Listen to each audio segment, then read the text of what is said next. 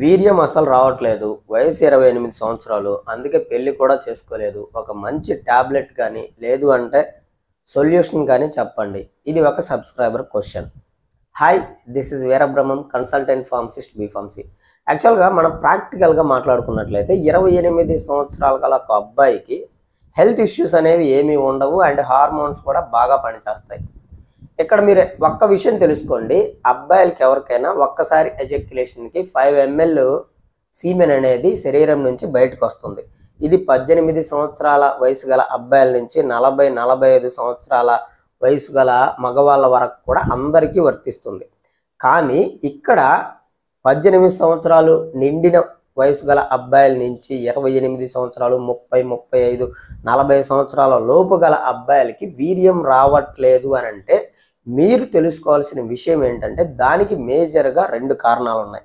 ఒకటి physical causes, 2 psychological causes. అయితే ఇక్కడ ఈ విషయంలో మాత్రం ఫిజికల్ కాజెస్ అనేవి 80% ఉంటే సైకలాజికల్ కాజెస్ అనేది మాత్రం 20% మాత్రమే ఉన్నాయి. ఇక్కడ మీకు వీర్యం అస్సలు రావటం లేదు అంటే దానిని ఎనెజక్యులేషన్ పర్సన్స్ అని అంటారు. ఆర్గసం చెందటం లేదు అంటే వాళ్ళని ఎనర్గస్మియా పర్సన్స్ అని అంటారు. ఇక్కడ మీరు గుర్తుపెట్టుకోవాల్సిన ఒక విషయం ఏంటి అంటే ఆర్గసం చెందడం వేరు, ఎజక్యులేషన్ చెందటం వేరు. కొంతమంది పర్సన్స్ ఆర్గసం చెందుతారు కానీ ఎజక్యులేషన్ చెందలేరు. కొంతమంది పర్సన్స్ ఎజక్యులేషన్ చెందుతారు కానీ ఆర్గసం చెందట్లేదు. అయితే చాలామంది పురుషుల్లో ఈ ఆర్గసము అండ్ ఎజక్యులేషన్ 2 కలయికతో జరుగుతుందన్నమాట. కానీ కొంతమందిలో మాత్రమే ఆర్గసం చెందినప్పుడు ఎజక్యులేషన్ చెందరు, ఎజక్యులేషన్ చెందినప్పుడు ఆర్గసం చెందరు అనమాట.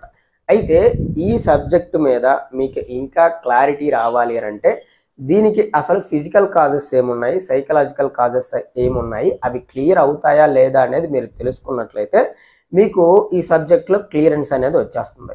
ఒకటి ఫిజికల్ కాజెస్. ఫిజికల్ కాజెస్లో మేజర్గా ఫస్ట్ కాజ్ వచ్చేసరికి రిట్రోగ్రేడ్ ఎజక్యులేషన్. అంటే మీకు టెస్టికల్స్ నుంచి స్పెర్మ్ సెల్స్ అనేవి పైకి ట్రావెల్ అయ్యి ప్రొస్టేట్ గ్లాండ్లో ఉన్న సీమెన్ తోటి మిక్స్ అయ్యి పెనిస్ నుంచి బయటికి రావాలి. దీనికి బదులుగా ఆ సీమెను, ఆ వీర్యం ఏదైతే ఉందో ఆ వీర్యం మూత్రాశయంలోకి వెళ్ళిపోతుంది, అంటే బ్లాడర్లోకి వెళ్ళిపోతుంది. దీనినే రిట్రోగ్రేడ్ ఎజక్యులేషన్ అని అంటారు. కానీ ఇక్కడ దీనిని ఎనెజక్యులేషన్ అని కూడా అనటానికి కుదరదు. ఎందుకంటే దీనికి ట్రీట్మెంట్ ఉంది. మీరు ఒక్కసారి డాక్టర్ని కన్సల్ట్ అయ్యి దీన్ని క్లియర్ చేసుకోవచ్చు.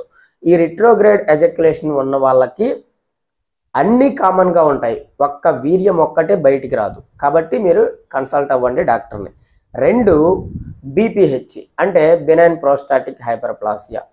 ఇక్కడ మీకు ప్రొస్టేట్ గ్లాండ్లో నుంచి పెనిస్లోకి పైప్ అనేది బయటకు వస్తుంది కదా, ఆ పైప్ అనేది ప్రొస్టేట్ గ్లాండ్ బాగా ఎన్లార్జ్ అయినప్పుడు ఆ లోపల ఉన్న పైప్ అనేది కుంచుకుపోతుంది. అప్పుడు మీకు యూరిన్ సరిగ్గా రాదు అండ్ వీర్యం కూడా సరిగ్గా రాదు. కాబట్టి సెకండ్ వన్ దాన్ని ఒకసారి టెస్ట్ చేయించుకోండి.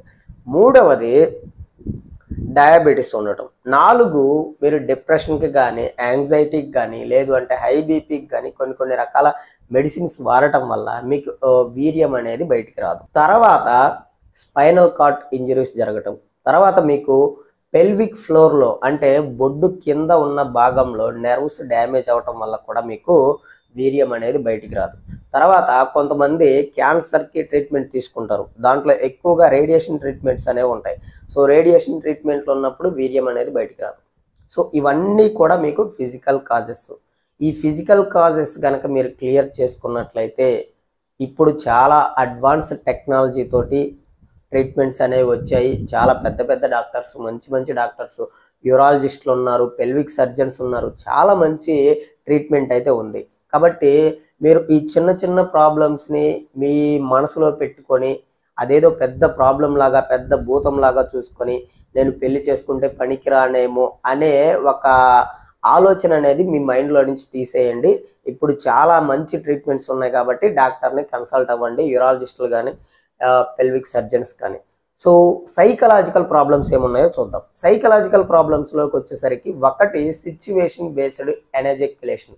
అంటే వీళ్ళు ఒక రూమ్లో కూర్చొని కానీ, లేదు అంటే ఎవరు లేని ఒక ప్రదేశంలో కూర్చొని కానీ మాస్టర్బేట్ చేసుకుంటారు చక్కగా. మాస్టర్బేట్ చేసుకున్నప్పుడు వీళ్ళకి ఎజాక్యులేషన్ అనేది జరిగిపోతుంది, అంటే స్పెర్మ్ అనేది బయటికి రిలీజ్ అయిపోతుంది. కానీ వీళ్ళు ఎప్పుడైతే పార్ట్నర్ దగ్గరికి వెళ్తారో, పార్ట్నర్ దగ్గరికి వెళ్ళి అసలు పనిలో స్టార్ట్ అయినప్పుడు వీళ్ళకి ఇంకా ఆ స్పెర్మ్ అనేది బయటికి రాదనమాట. దీనినే సిచ్యువేషన్ బేస్డ్ ఎజాక్యులేషన్, ఎనెజాక్యులేషన్ అని అంటారు. ఇది కూడా మీకు మీరుగా ట్రీట్ చేసుకోవచ్చు, అంటే దాన్ని మీరు తీసేసుకోవచ్చు అనమాట. 2, ఫియర్ ఆఫ్ ప్రెగ్నెన్సీ. కొంతమందికి దీన్ని టోకోఫోబియా అని కూడా అంటారు అనమాట. కొంతమందికి ప్రెగ్నెన్సీ వస్తుందేమో అనే భయంతో పెళ్లి కాని వాళ్ళు ఒక పార్ట్నర్ దగ్గరికి వెళ్ళినప్పుడు తనకి ఏమైనా ప్రెగ్నెన్సీ వస్తుందేమో, దాని మూలంగా నాకు ప్రాబ్లమ్స్ వస్తాయో ఏమో అని చెప్పేసి ఆ ఫియర్ అనేది చాలా బాగా ఉంటుంది. ఆ ఫియర్ అనేది స్పెర్మ్ని డామినేట్ చేస్తుంది, వీర్యం బయటికి రాకుండా చేస్తుంది. అది ఒకటి. తర్వాత stress, anxiety, depression, relationship problems. So ఇలాంటి ప్రాబ్లమ్స్ ఉన్నప్పుడు కూడా మీకు ఈ స్పెర్మ్ అనేది బయటికి రాదనమాట. కాబట్టి ఈ కారణాలన్నీ కూడా మీకు స్పెర్మ్ బయటికి రానివ్వకుండా చేస్తాయి. అయితే స్పెర్మ్ బయటికి రాకపోవటం వల్ల మీ హెల్త్ మీద కానీ, సెక్స్ డ్రైవ్ మీద కానీ ఎఫెక్ట్ అనేది చాలా తక్కువగా ఉంటుంది. కానీ మానసికంగా ఎక్కువ దెబ్బతింటారు, ఎందుకంటే స్పెర్మ్ అనేది బయటికి రాలేదు, నేను ఆఫ్టర్ మ్యారేజ్ పనికి వస్తానా, పనికి రాదా, పిల్లలు పుడతారా పుట్టరా అనే ఒక ప్రాబ్లం అనేది మీకు కలుగుతుంది. ఆ మనసులో ఫీలింగ్ అనేది ఉంటుంది. కాబట్టి మీరు ముందు అర్జెంటుగా వెళ్ళి డాక్టర్ని కన్సల్ట్ అయ్యి మీకు సైకలాజికల్ ప్రాబ్లం ఉందా లేదంటే ఫిజికల్ ప్రాబ్లం ఉందా అనేది తెలుసుకొని దాన్ని క్లియర్ చేయించుకోండి. చేయించుకున్న తర్వాత మీ సెక్సువల్ హెల్త్ అనేది చాలా బాగుంటుంది, అండ్ సెక్సువల్ లైఫ్ కూడా చాలా అంటే చాలా బాగుంటుంది. సో వీడియో నచ్చినట్టయితే లైక్ చేయండి, ఫస్ట్ ఒక లైక్ వేసుకోండి. అండ్ కొత్తగా కనుక మన ఛానల్ కనుక మీరు చూస్తున్నట్లయితే సబ్స్క్రైబ్ చేసుకొని పక్కన ఉన్న బెల్ ఐకాన్ని ప్రెస్ చేయండి. ఇలాంటి వీడియోస్ ఇంకా మీకు కావాలి అని అంటే మన ఛానల్లో మీకు ఎటువంటి ప్రాబ్లం ఉన్నా, లేదు అంటే ఇలాంటి పర్సనల్ ప్రాబ్లమ్స్ ఏమైనా ఉన్నా కామెంట్ చేయండి, లేదు అంటే కాల్ మీ ఫర్ యాప్ నుంచి కాంటాక్ట్ అవ్వండి. Thank you.